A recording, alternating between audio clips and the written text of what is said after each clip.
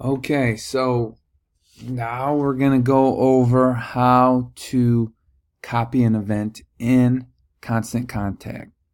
Again, if you remember, you come up here to campaigns, you can see all the emails we have.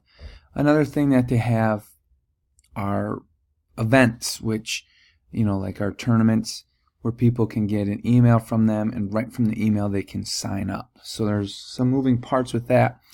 Most all of our events we just repeat every year. So a lot of this stuff has already been created, and so it's just a matter of copying them. So if I go to events, and you can see all the events from last year, 2018 Portrait Open. I am going to start, and I'm just going to copy this one.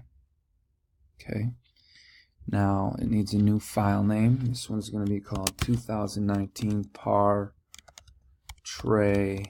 Open. And then I click Copy Event. And the event has been copied, and it is literally as easy as that.